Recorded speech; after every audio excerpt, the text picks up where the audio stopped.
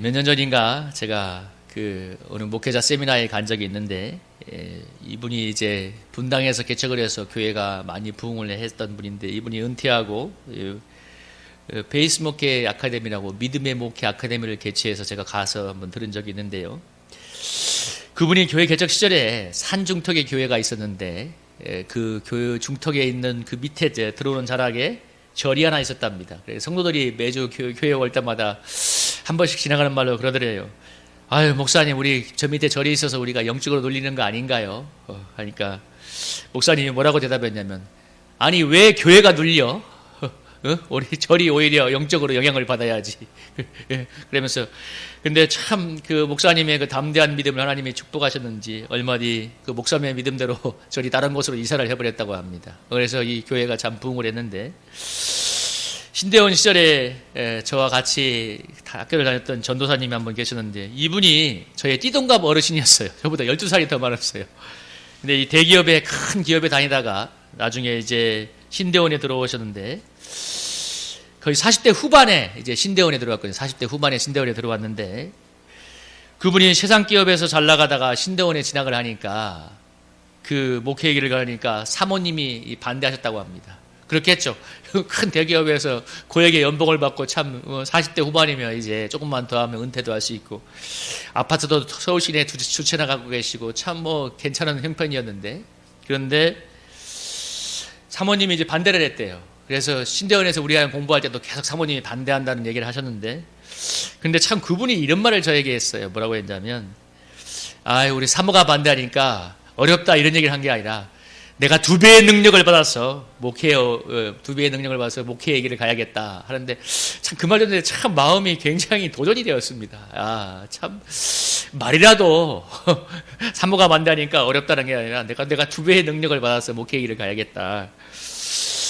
2년 전인가 우리 저 교회 저 뒤에서 저 커피 메이커 있는 곳에서 제가 무엇을 하다가 컵을 깬 적이 있었는데, 그때 아침이었어요. 근데 우리 유교적인 전통에서 컵이 깨지면 소위 말하면 재수 없다고 하잖아요. 근데 제가 그때 어떤 세미나에 가서 이렇게 깨어짐의 기름 부음을 많이 받은 적이 있었는데, 그게 뭐냐면 나쁜 게 깨어지는 기름 부음인데, 근데 그 사건을 참 해석하는 게 달라지더라고. 뭐냐면, 이 컵이 깨어진 게 나쁜 게 깨어질 좋은 징조다, 이렇게 생각하니까 참 이 재수 없다는 세상의 시각에서 복음적인 시각으로 바뀌게 되었습니다. 여러분, 우리가 인생길에 있는 수많은 사건들과 어려움들이 있는데, 그것을 어떻게 바라보고 대처하는가는, 어떤 시각으로 바라보는가는 참 엄청난 차이를 만들어냅니다. 여러분, 이스라엘 백성이 출애굽한 다음에 12정탐을 그 가나안을 목전을 두고 보내지 않습니까? 그래서 12정탐이 갔다 온 다음에 10명의 정탐꾼이 뭐라고 했어요? 그곳은 거민을 삼키는 땅이고 거기에 있는 족속들은 정말 거의 안악 족속 같아서 정말 우리는 메뚜기 같다, 이 말을 하니까 이스라엘 백성들이 밤새도록 하나님을 원망하고 불평했다가 광야에서 다 죽고 말았지 않습니까? 그러니까 20세 이상의 성인으로 출애굽한 사람 중에서 약속의 땅에 들어간 사람은 단 2사람이었죠. 갈렙과 여호수아. 그 2사람만이 어떻게 들어갔어요? 그들은 우리의 밥이라고, 정말 우리가 능히 취할 수 있다고 그렇게 믿음으로 담대히 나아갔던 그 갈렙과 여호수아만이 살아서 약속의 땅에 들어가는 축복을 얻을 수 있었습니다. 오늘 본문에 그런 내용이 펼쳐지고 있습니다. 우리 4장 전반부의 내용이 뭐냐면, 4장 23절의 전에 1절부터 23절의 내용이 뭐냐면, 종교 지도자들이 이 사도들이 예수님 전하는 것을 싫어해서 4장 1, 2절에 보면 예수님을 전하는 걸 싫어해서 그들을 잡아서 가두는 사건이 일어났습니다. 그러면서 가두면서 예수를 전하지 말라고 이렇게 막 협박을 하니까, 그때 사도행전 3장에 나오는 날 때부터 안진병에 떠졌던 사람이 예수의 이름으로 일어나 걷는 그 놀라운 역사가 일어나서, 그 일을 있으니까 아무리 뭐라고 이협하지만 그들이 어쩔 수 없어서 내보내고 말았는데요. 한창 복음이 증거되는 때에 방해하는 역사가 일어난 것입니다. 여러분, 참 물론 사도들이 그냥 이렇게 담대히 말하고 나왔지만 얼마나 마음에 눌림이 있었겠어요. 여러분, 그들이 누굽니까? 이 종교주자들이 얼마 전에, 불과 몇 달 전에 예수님을 십자가에 잡아 죽였던 그런 기세가 등등한 사람들이거든요. 그러니까 산헤드린 공회라고 당시에 있는 그 공회는 요즘으로 하면 사법과 행정과 입법을 다 총괄하는 기관이었어요. 산헤드린 공회원들도 있는데 그들에게는 사형의 언도권도 있었어요. 종교적인 문제에 관해서. 그러니까 얼마든지 제자들도 처치할 수 있는 그런 권세가 있는 사람들이거든요. 그러니까 얼마나 이 마음이 눌릴 수 있는 상황이었습니까? 근데 오늘 그래서 그들이 23절에 보면 사도들이 노임을 받게 되자, 투옥되었다가 하룻밤이 지난 다음에 노임을 받게 되니까 동료들에게 가서 제사장들과 장로들의 말을 다 알려주니까 그들의 반응이 뭐였냐면 그때부터 반응이 그렇게 시작되는 것입니다. 24절부터 정말 이렇게 종교 지도자들이 우리를 이렇게 가두고 위협하면서 복음을 전하지 말라고, 예수를 전하지 말라고 했는데 그 있던 일을 얘기하고 나니까 그들이 24절부터 저런 기도를 하기 시작합니다. 뭐라고 합니까? 한 마음으로 하나님께 소리를 높이려되 대주제여 천지와 바다와 그 가운데 만물을 지은 이시여 또 주의 종 우리 조상 다윗의 입을 통하여 성령으로 말씀하시기를 어찌하여 열방이 분노하며 족속들이 허사를 경영하였는고 세상에 군왕들이 나서며 관리들이 모여 주와 그들을 대적하더이다. 헤롯과 오디와 빌라들은 이스라엘 백성과 앞서여 하나님께 기름 부으신 거룩한 종 예수를 거슬러서 하나님의 권능과 뜻대로 이루려고 예정하신 그것을 행하려고 이 성에 모였나이다. 오늘 그들이 뭐라고 얘기하냐면 이런 거예요. 시편 2장에 있는 그 말씀을 인용하면서 무엇이라고 하냐면 저들이 우리를 위협하며 이 성에 모여있지만 27절에 헤롯과 본디오 빌라도 이방원과 이스라엘 백성이 값싸여 하나님께서 기름 부으신 거룩한 종 예수를 거슬라고 했다는데 이 사람들이 누구냐면 예수님을 죽인 일에 가담했던 그런 세상 권력자들이었습니다. 여러분 본디오 빌라도가 누구예요? 예수님에게 사형 언도를 내린 사람이잖아요. 그 수많은 사람들이 예수님을 죽이려고 이들에 가담했던 사람들인데 근데 그들이 이 성에 예루살렘 성에 모여서 이렇게 우리를 위협하고 있지만 저들이 무엇이냐면 28절에 이렇게 하죠. 하나님의 권능과 뜻대로 이루려고 예정하신 그것을 행하려고 이 성에 모였습니다. 무슨 얘기냐면 저들이 예수님을 죽이려고 이렇게 이 성에 모여서 예수님을 죽이기도 했지만 그들이 하나님의 뜻을 이루는 도구가 하나님의 뜻을 이루기 위해서 그 성에 모여 있다고 얘기하고 있는데 무슨 얘기냐면 이 종교지자들과 헤롯과 빌라도가 작당을 해서 예수님을 죽였는데 그것이 억울한 죽음처럼 보이지만 하나님께서 인류 구속의 역사를 완성하기 위해서 누구를 사용한 거예요? 헤롯과 빌라도와 그 종교지도자들의 그 모든 것을 사용하셔서 예수님을 죽게 하셨는데 그렇기 때문에 사도들의 눈에 볼 때 저들의 모인 것은 하나님의 예정하신 그거 하나님께서 이루어져라 인류 구원의 역사를 이루려는 하나님의 뜻을 이루려고 그 자리에 모여 있다고 그렇게 고백을 하면서 동일하게 종교지도자들이 우리를 위협하고 있는데 그것도 뭐예요? 하나님의 뜻을 이루는 위해서 우리를 위협하고 있다고 이렇게 고백을 하고 있습니다. 시편에서 이렇게 얘기하고 있는데 이 시편 2장 1절에서 4절의 말씀을 그들이 이렇게 인용하고 있는 거예요.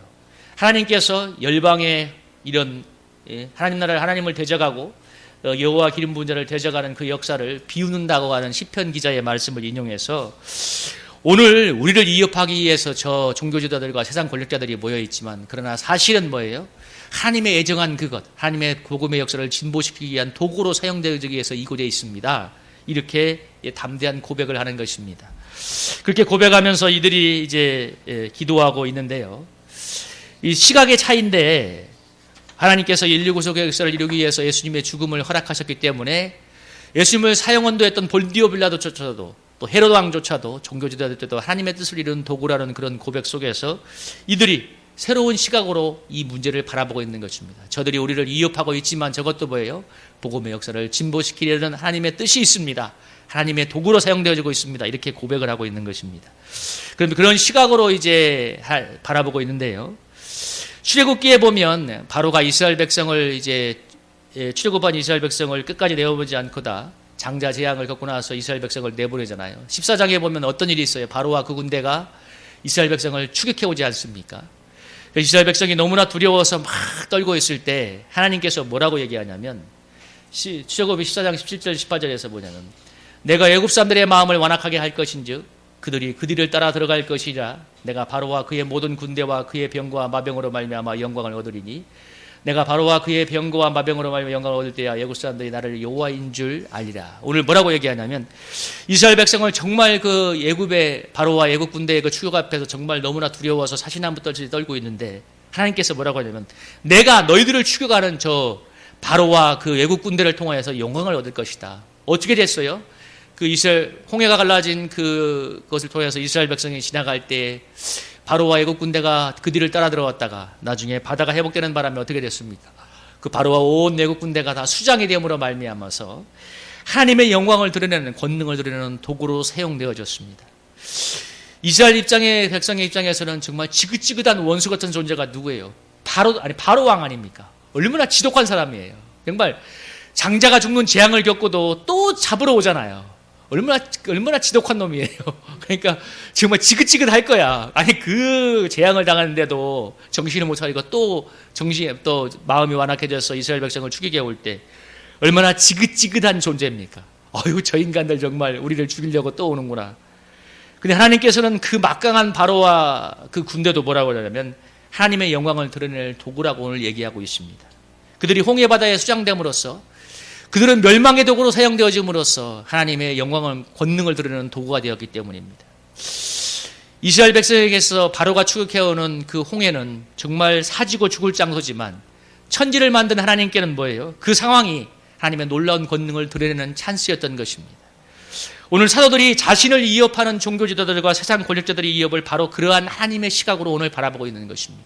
너희를 추격하는 그 애국 군대를 통해서 내가 영광을 얻을 것이라는 그런 시각으로 오늘 뭐라고 했어요? 저들이 이성에 모여있지만 뭐예요? 하나님의 애정한 그것을 이루려고 이곳에 모였습니다. 그런 시각으로 오늘 바라보고 있어요.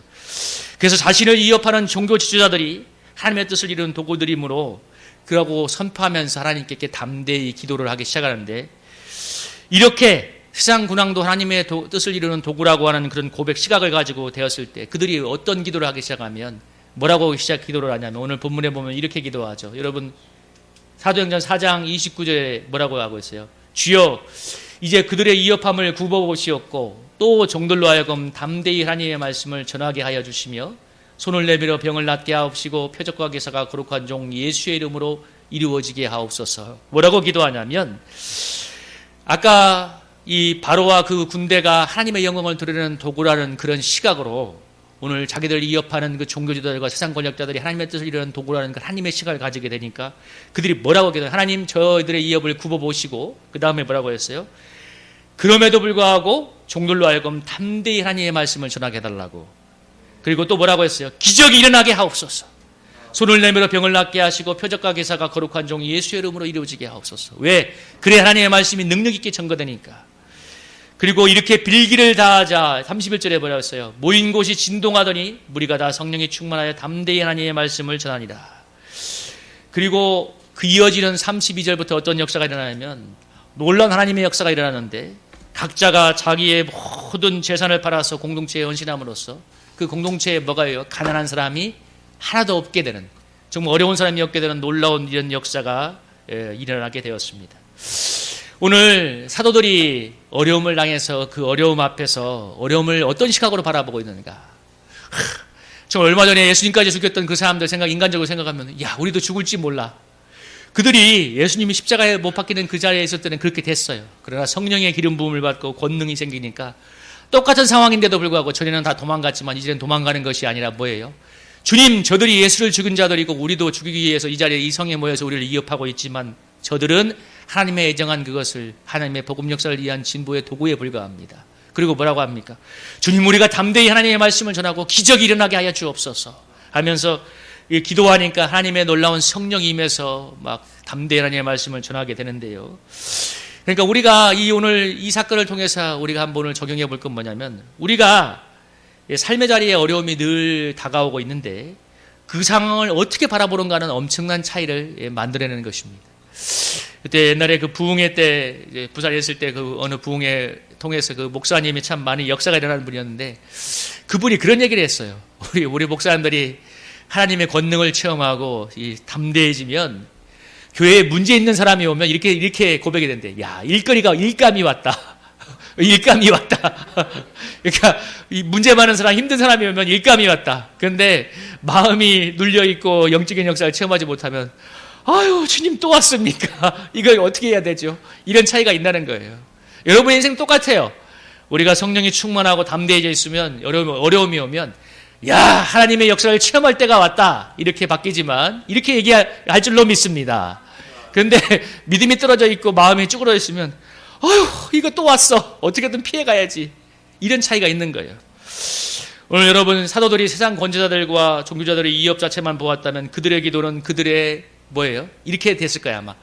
정말 그들의 마음이 눌려 있었다면 주님 저들의 이어품을 주님 피하게 해주시고 우리를 지켜주옵소서. 우리를 어떻게든 이 어려움에서 지켜주옵소서 이렇게 기도했을 건데 피동적이고 수동적인 기도죠. 여러분 누구나 이렇게 기도하죠. 세상 사람들도 그렇게 기도하지 않나요? 어려움이 오면 보이지 않는 신에게 다 그렇게 기도하잖아요. 제가 저번 시간에 얘기했던 것처럼 죽은 대추나무에 배락 맞은 그 나무로 만든 부적을 소리지고 어떻게든 하나님 절대자가 지켜달라고 하지 않습니까? 근데 오늘 세상 권세자들과 종교지자들이 하나님의 뜻을 이루는 도구로 사용되어지기 위해서 우리를 이협하고 있다는 하나님의 시각으로 바라보게 되니까 오늘 기도가 달라지고 있습니다. 뭐예요? 담대히 하나님의 말씀을 전하게 해주십시오. 그리고 기적이 일어나서 이 말씀이 증거되게 해주십시오. 여러분 어려움이 사라지거나 어려움을 피하게 달라는 기도가 아니라 뭐예요? 어려움을 넘어서 복음을 증거하게 해달라고 기도하고 있습니다. 여러분 차이가 있는 거예요.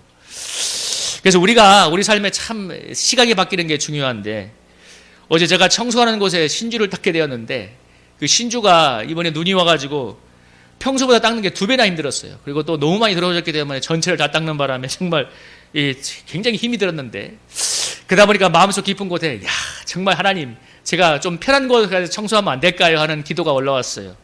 근데 주님 사실 이거 닦는 것만 해도 돈을 훨씬 받아야 될 건데 제가 이 괴로운 일을 당해야 됩니까? 하면서 하는데 마음에 어떤 생각이 오냐면 아니 너는 그걸 계속 닦아.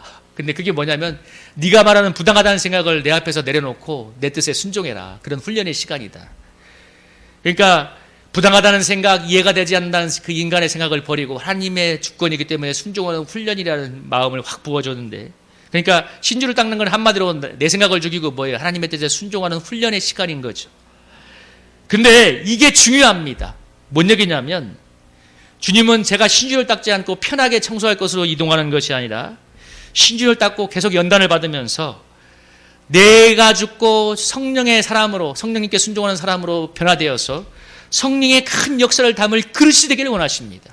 여러분 이게 중요한 겁니다. 여러분. 그래서 계속 닦게 하는 거예요. 아직도 산더미 거쳐 남았어요. 규조토가. 왜냐하면 내 생각을 죽이고 하나님의 뜻에 순종하는 훈련이 있어야 되고 그래야만 내가 죽고 주님의 사는 사람이 되어서 성령이 기름 붓는 도구가 되기 때문입니다. 그래서 시주를 계속 닦으면서 나의 몸을 쳐서 주님께 순종하는 훈련을 계속하고 있습니다. 그래서 이런 주님의 뜻을 깨달을 때 제가 어떤 기도를 해야 됩니까? 주님, 신주 안 닦는 편한 곳으로 옮기는 것이 아니라 주님, 제가 주님께 순종하는 마음으로 신주를 닦게 하여 주옵소서. 이렇게 기도가 바뀌어야 되죠. 여러분 제가 일과 목회를 병행하니까 몸이 피곤해서 때로는 인간인지라 목회 안 하고 편하게 할 수 없는가 하는 유혹이 있을 때가 있습니다. 저도 사람이기 때문에 왜 그런 유혹이 없을 때가 있겠습니까? 그러나 주님은 제가 기도할 때마다 일과 목회의 2가지 십자가를 모두 지라고 저를 인도하고 있습니다.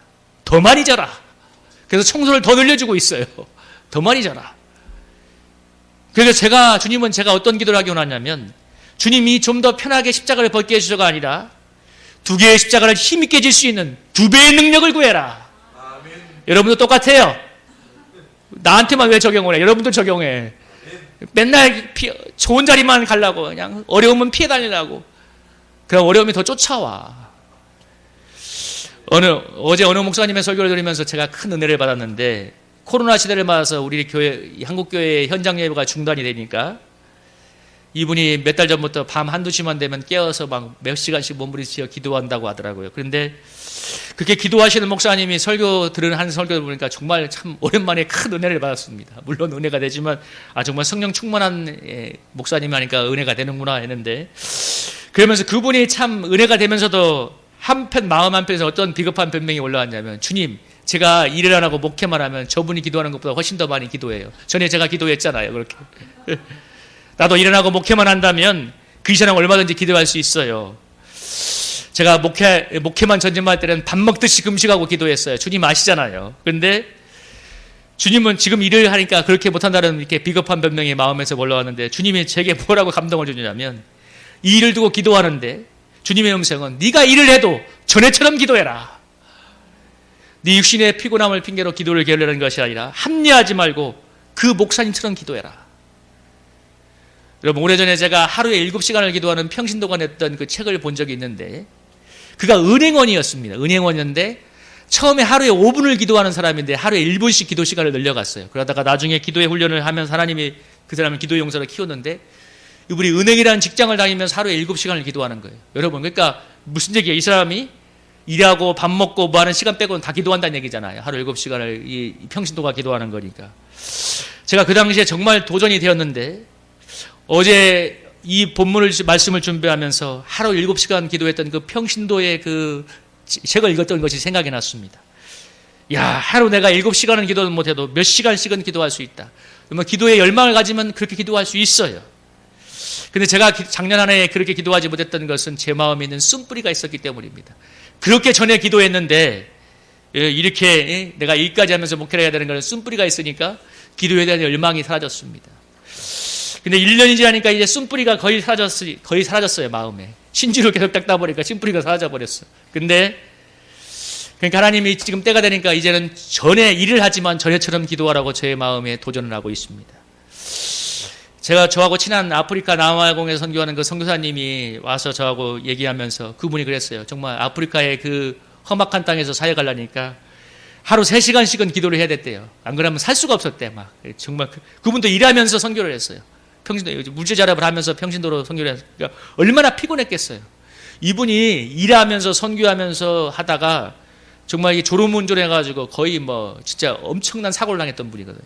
그러니까 그렇게 일을 안 하고 선교만 했으면 그런 사고를 안 당했을 건데 너무나 큰 고난을 당했거든요. 근데 그분이 그때 3시간씩 기도한다길래 내가 그랬거든요. 저는 5시간씩 기도하는데요. 그러면서 기를 죽였어요. 그런데 선교사가 기를 죽일 때는 뭐 웃기는 얘기죠. 그냥 웃으라고 하는 얘기인데 일을 하지 않고 목회만 할 때였습니다. 근데 주님은 네가 일을 하지만 전에처럼 기도하라는 것입니다. 여러분, 그러니까 제가 뭐예요? 2배의 능력을 받아야 돼요. 여러분들도 2배의 능력을 받으세요. 맨날 아버지 이 하나님 이 현실만 어떻게 해주세요 이렇게 하지 말고 능력을 구하세요. 능력을 어떻게 제발 어떻게 편한 길을 찾지 말고. 이상하게 편한 길이 어딨어. 내가 말했잖아요. 편하려면 관뚜껑을 열고 들어가야 된다고. 여러분 어떠합니까? 어려움이 사라지거나 피하게 만나려고 기도하고 있지 않습니까? 근데 그게 다 인간의 마음이죠. 근데 그건 불신자도 똑같이 그렇게 기도해요. 기도를 모르는 사람도 그렇게 기도해요. 어려움이. 제발 어려움이 사라지게 해달라고. 근데 이제부터는 우리가 어려움을 극복한 힘을 달라고 기도했으면 좋겠습니다. 새로운 하나님의 권능을 체험할 수 있게 해달라고. 여러분, 오늘 사도들이 종교자들이 이업이 있지만 뭐라고 해요? 하나님, 저들이 하나님의 뜻을 이루는 도구니까 그래서 이성에 모여서 우리를 이업하고 있사오니 뭐예요? 담대히 하나님의 말씀을 전할 수 있는 탐력을 주시옵소서. 그들이 무엇을 구했습니까? 담대함을 구했잖아요. 담대히 하나님의 말씀을, 이업이 있지만 말씀을 전하게 하고. 그러니까 뭐예요? 빌기를 다음에 모인 곳이 진동해서 모두가 성령이 충만해서 담대히 복음을 증거하기 시작했습니다.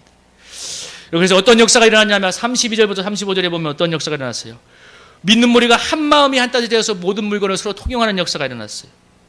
사도들이 큰 권능으로 주님의 부활을 증거하니까 무리가 큰 은혜를 받아서 자기 밭과 집을 팔아서 사도에게 드려서 각 사람의 필요를 주어주니까 그 중에 가난한 사람이 없는 역사가 일어났습니다. 여러분, 역사상 전무후무한 부흥이 일어난 것입니다. 여러분, 인간의 가장 끈질긴 욕망이 뭡니까? 소유욕 아닙니까? 욕망이거든요. 그런데 얼마나 큰 은혜가 임했으면 자기의 재산을 다 팔아서 공동체에 헌신할 만큼 자기의 욕망을 버릴 만큼 그런 역사가 일어났습니다. 여러분, 공산주의가 이념과 폭력으로 평등한 세상을 만들려고 했잖아요.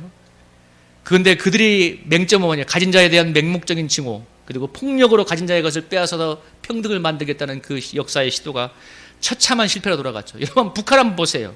사회주의 나라라고 선전하던 그 북한이 지금 이 겨울에는 아사자가 있다는 얘기까지 들리잖아요. 평등을 부르짖지만 그 김정은 정권과 그 소수의 사람들만 배가 부른 정말 가장 나머지 사람들은 노예처럼 혹사당하는 가장 비참한 나라가 되었습니다.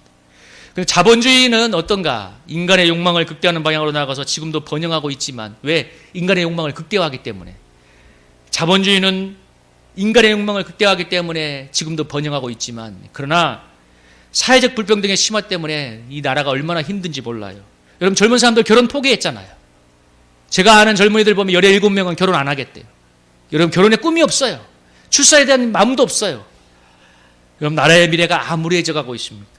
왜 젊은이들이 결혼 안 하고 출산 포기합니까? 집 한 채 살려면 너무 힘들고 양질의 일자리는 너무 없고 그들의 미래를 꿈꾸지 못하는 거예요. 여러분, 그렇게 아파트를 많이 짓는데 왜 그렇게 서민들은 집 한 채 가기가 힘이 듭니까? 아파트 값은 어마어마하게 올라가는데 이유는 간단해요. 가진 자가 더 가지려 하기 때문에, 자기의 욕망을 내려놓지 않기 때문입니다. 근데 오늘 사도행전 4장 32절에서 35절을 보면 그 무엇으로도 해결할 수 없던 그 인간의 욕망, 소유욕을 하늘의 은혜를 받으니까 내려놓았습니다. 여러분, 그 자기 것을 포기하잖아요. 그 무엇을 해결할 수 없는 인간의 욕망을 성령의 권능으로 이겨버렸습니다. 그래서 여러분, 진정한 승리가 바로 여기에 있습니다. 이러한 역사는 사도들이 뭐예요? 어떤 이런 역사가 왜 어떻게 일어났냐? 자신을 위협한 종교자들의 위협에 물러서지 않고 그 위협이 있지만 담대히 복음을 증거하게 해달라는 적극적이고 능동적인 기도가 있었기 때문입니다. 다시 말하면 생각이 바라보는 차원, 시각이 다른 거예요. 그 담대한 기도의 역사가 오늘 기적의 역사를 이렇게 일으키고 있습니다. 하나님, 우리가 어려움을 당했을 때 뒤로 물러가는 것을 원치 않으십니다. 그리고 어려움을 뚫고 나가서 영혼을 구원하는 믿음에 이르기 원하십니다. 여러분, 배가 바다에서 폭풍을 만나면 노련한 선장은, 폭풍을 많이 만나던 선장은 여러분 폭풍의 중심으로 바로 들어가 버린답니다. 왜냐하면 폭풍의 중심에 들어가야, 그 중심으로 가야만 가장 빠르게 폭풍을 헤어나올 수 있기 때문에. 그러니까 정면으로 들어가는 거예요. 폭풍을 향해서. 그게 폭풍을 많이 경험해 본 선장이 하는 겁니다. 근데 폭풍을 피해서 측면으로 가면 측면에 파도가 쳐서 배가 뒤집어 버린대요. 그래서 폭풍을 해서 정면으로 가는 게 가장 안전하답니다. 하나님은 우리에게 어려움을 면제해 주는 분이 아니라 어려움을 이길 힘을 주시는 분입니다. 여러분, 히브리서 6장 36절 39절에서 이렇게 얘기합니다. 여러분, 이렇게 한번 읽어볼까요? 우리 한번 큰 소리로 읽어봅시다. 시작. 너희에게 인내가 필요하면 너희가 하나님의 뜻을 행한 후에 약속하신 것을 받기 위함이라. 잠시 잠깐 오면 오실 이가 오시니 지체하지 아니하시리라. 나의 의는 믿음으로 말미암아 살리라. 또한 뒤로 물러가면 내 마음이 그를 기뻐하지 아니하리라 하셨느니라. 우리는 뒤로 물러가 멸망할 자가 아니요 오직 영혼을 구원함에 이르는 믿음을 가진다니라. 아멘. 뭐라고 했어요? 내가 뒤로 물러가면 기뻐하지 아니한다. 너희는 뒤로 물러가서 멸망할 자가 아니고 앞으로 나가서 영혼을 구원하는 믿음에 가진 자라고 얘기합니다. 에베소 6장 13절 20절에 보면 그 유명한 여러분 하나님의 전신갑주가 나오잖아요. 여기 보면 뭐가 나와요? 진리의 허리띠, 의의 오심경, 평안의 복음에 준비한 신발, 믿음의 방패, 구원의 투구, 성령의 검, 하나님의 말씀, 그리고 기도를 하라고 얘기합니다.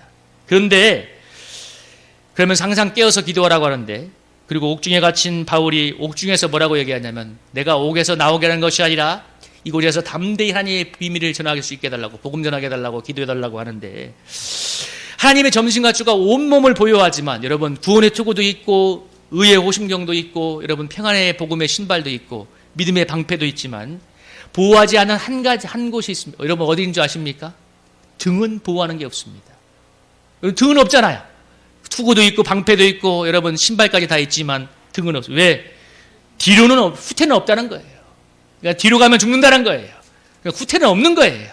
여러분 인전무퇴란 말 했잖아요. 맞아요. 우리는 후퇴는 없어요. 오직 앞으로 가는 것뿐입니다. 오직 앞으로 나가서 영혼을 구원하는 믿음에 이르러야 됩니다. 바울은 시사선에 매였지만 뭐라고 해요? 오늘 19절 20절에서 보면 에베소 복음의 비밀을 담대히 알리게 하옵소서. 내가 이를 위하여 시사선에 매었나이다. 옥중에서 나오게 해달라고 기도하는 것이 아니라 그 옥중에서 복음의 비밀을 알릴 수 있게 해달라고 기도하고 있습니다. 여러분 기도의 차원이 다르지 않습니까? 여러분 하나님이 이런 기도를 어떻게 응답하지 않을 수가 있겠습니까? 제가 얘기했잖아요. 바울이 갇혔던 그 감옥에 바울을 경배했던 사람들이 노마의 시위대, 노마의 경호대, 황제의 경호대인데 그들이 누구예요? 노마의 최고의 엘리트들이었는데 자기를 늘 감시했던 그들에게 복음을 전함으로써 바울이 노마 옥중에 있을 때 황실과 그리고 노마 상류층에게 놀라운 복음의 전파가 일어나는 역사가 일어났습니다. 바울이 그걸 깨닫게 되니까 뭐예요? 에베소 성도들한테 19절 20절에서 뭐라고 해요? 여기서 내가 복음의 비밀을 담대히 알리게 해달라 기도해줘라. 내가 감옥에서 나오는 것을 기도하는 게 아니라 복음의 비밀을 담대히 알리게 해달라고 기도하고 있습니다. 여러분 기도의 차원이 다르잖아요. 하나님이 이런 기도를 어떻게 응답하지 않을 수가 있겠습니까? 사도행전 16장에 보면 바울과 실라가 빌립보에서 복음을 전하다가 여러분 매를 맞고 감옥에 던져지죠. 그리고 밤에 정신이 들어서 바울과 신라가 하나님을 찬미하고 기도할 때 여러분 지진이 일어나서 옥문이 열리잖아요. 근데 이 장면이 중요합니다. 여러분 우리 보통 사람들 어땠을까요? 그렇게 고난을 받다가 이 지진이 일어나서 옥문이 열렸을 때 야 하나님 우리를 살려주시는 것 같다. 얼른 도망가자. 도망을 가야 되는데 바울은 어떻게 했어요? 간수가 도망간 줄 알고 자살하려고 했던 그 간수에게 그 유명한 복음을 증거하지 않습니까? 주 예수를 믿으라. 그리하면 너와 내 집이 구원을 받으리라. 이 말씀을 증거함으로써 여러분 간수와 그 온 일가족이 세례를 받고 예수님께 돌아오는 역사가 일어나지 않습니까? 여러분 그 기적이 일어났을 때 보통 사람들 같으면 옥문이 열리는 순간 야 하나님 우리를 내 기도에 응답해서 나를 살려주시는 것 같다가 아니라 그 자리에서 자기라는 그 간수에게 복음을 증거하지 않습니까? 그래서 하나님의 기적을 일으키고 빌립보의 개척교회가 일어서는 놀라운 역사가 일어났습니다. 여러분 이런 바울을 통해 하나님의 놀라운 복음의 진보를 이루잖아요. 여러분 그래서 우리가 내게 다가온 어려움은 복음의 진보가 일어날 찬스임을 믿으시기 바랍니다. 여러분 신주 닦는 게 얼마나 허접해 보여요. 얼마나 시간이 많이 들어 보여요. 근데 저에게는 저처럼 자기 생각이 강한 사람에게는 그보다 좋은 훈련이 없어요. 여러분 제가 그래서 계속 닦으면 내 생각이 죽고 하나님의 뜻에 순종하는 사람으로 내 몸이 변화되는 거예요. 이게 중요해요. 여러분의 몸이 변화돼야 돼요. 생각만 변화돼서는 안 돼요. 내 온 전인격이 하나님의 뜻에 순종할 수 있어야 성령이 충만하게 기름 붓는 것입니다. 여러분 그냥 대충 저거 깨달았다. 변화가 되는 게 아닙니다. 내 온몸이 변화가 돼야 됩니다. 여러분 그래서 내게 다가오는 어려움은 복음의 진보를 일으킬 찬스인 것을 믿으시기 바랍니다. 늘 어려움만 피하고 쉬운 것만 찾아다니면 능력을 받지 못합니다. 이게 중요해요. 하늘의 능력을 체험하지 못해요.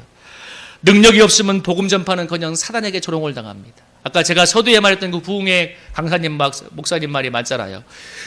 그분은 어려운 성도들을 싸우면서 하나님의 능력을 체험하니까 뭐에 어려운 성도가 오면 귀신 들린 성도가 오면 야 일감이 왔다. 근데 그렇지 못하면 어떻게 감당이 안 돼가지고 제발 좀 딴 데로 가세요. 이렇게 될지 어떻게 하겠습니까? 여러분도 똑같아요. 우리 삶에 어려움만 피해다니면 능력을 받지 못해요. 그러면 능력을 받지 못하면 복음 전파는커녕 사단에게 조롱을 받게 됩니다. 하나님 나라는 말이 아니라 능력입니다. 우리 사랑하는 성도님들이 어려움을 피하는 것이 아니라 어려움을 뚫고 들어가서 이겨내는 능력을 받으시길 축복합니다. 그래서 그 이후에 여러분이 복음 증거자가 되길 축복합니다. 어려움 하늘의 권능을 체험할 여러분 찬스입니다. 그래서 어려움이 오면 어려움을 뚫고 나갈 힘을 달라고 우리 올해 기도했으면 좋겠습니다. 그래서 하나님의 능력을 받고 어떤 상황에서도 담대히 하나님의 복음을 증거할 수 있는 복음의 전사가 되기를 주님의 이름으로 축복합니다. 아멘. 여러분 이 찬양 부르면서 오늘 이 시간 한번 기도하기 원합니다.